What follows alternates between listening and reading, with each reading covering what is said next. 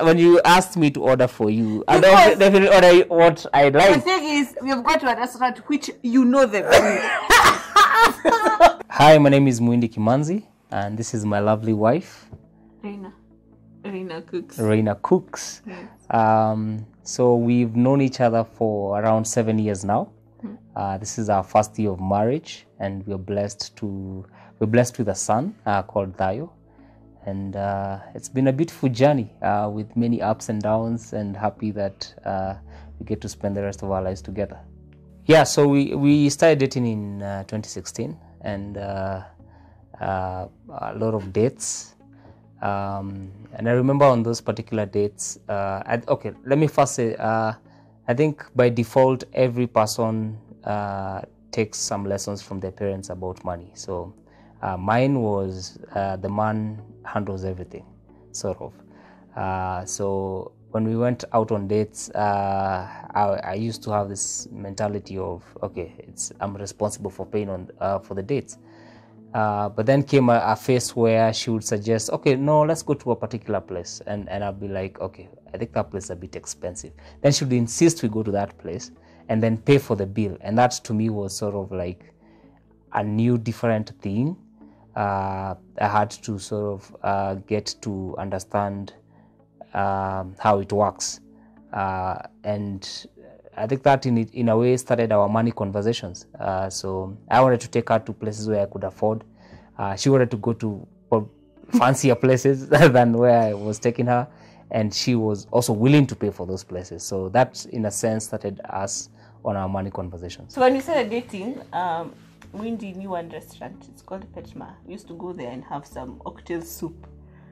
And the only other restaurant he knew, Sanford, and he used to call all of them MUINDI'S. Even the ones, he'd call them Tupatana MUINDI'S. So you had to figure out which one, which street. But I loved those dates. They were intimate. They were amazing. But I, being a foodie, I love variety, and I love to experiment and try out things. Actually, even in this relationship, I love to try out new things, new cuisines and stuff like that. So for me to experience that, I learned that it's okay to just take the man out. And I had no problem with paying the bill, but he really struggled. He would really, really struggle with seeing me pay the bill for us. His understanding was the man should take care of the bills, and I, on the other hand, was like, we should carry this burden together and share costs where we can. And if I want to experience a different restaurant other than MUINDI'S and Petma. So from the dates and also the nature of the dates, one person wanting to go to a fancier place than the other, that somehow started our conversations on money. And I remember those dates were intimate, like she says. We used to talk a lot about our lives, about our dreams, about what we want to achieve for ourselves, and just pretty much two lovebirds, just sharing their lives together. I remember at some point, Reina mentioned how much she had in savings, and that sort of like took me aback. I was like, wait, how old are you again? Because that sort of helped me see how good planning can put you at a different position, and just knowing how to manage and use your money well. And it wasn't that she, I would say at the point she was earning more than I was. It wasn't the fact that she had so much money, but it was more of her managing it really well.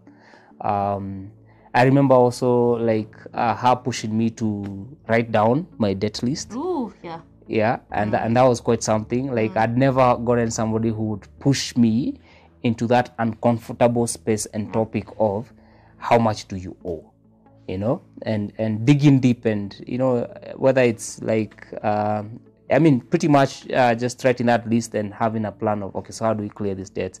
So she really helped me in what I'd say, I think two main things. One is seeing, having sort of like a different mind shift about money, and seeing how money, when well managed, can give you certain luxuries. And then secondly is seeing better, if I may put it like that. I don't know how that works. Like seeing and envisioning a better life for myself. So she's more like the spice. She spiced up my life. Yeah.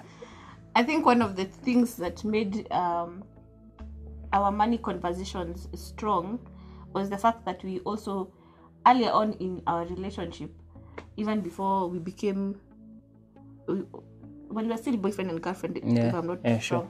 we had a chance to do a premarital class called Ndoa. And one of the lessons you get to do is about money. And it really helped us to talk about our personalities in terms of our money personalities, our spending habits, who between the two of us is likely to spend all the money, who is likely to save, who is likely to give, because they are givers. Those people love to donate and give other people, and you can give everything that is in your house to the point that you have nothing left, or if it's probably what's left is not enough to even cater for the needs that you have. Also, at that particular point, we also were able to see how have our different backgrounds and how we've been brought up, have they really influenced us in our adult and money relationship? How do we relate with money individually? And then what new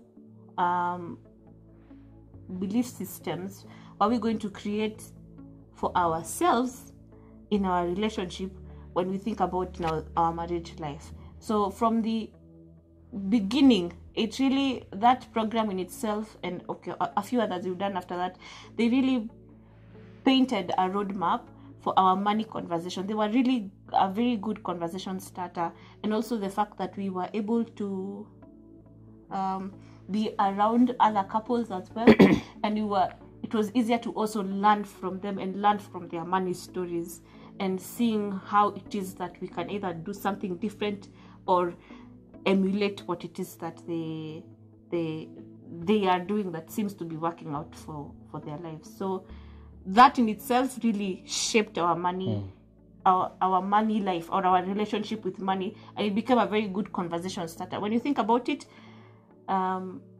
it's really helped us a lot. Yeah. And then also just the fact that I remember even from the premarital counseling, having in mind that money is one of the biggest factors or reasons why people divorce. And that sort of made us think of, okay, that's a reality. There's statistic shows that is a leading cause of divorce. So we want to secure our relationship. So we have to really talk about money and see the lack of it, the plenty of it, with all that that plays around. How are we going to be honest about money with ourselves and work together as a team on this issue of money?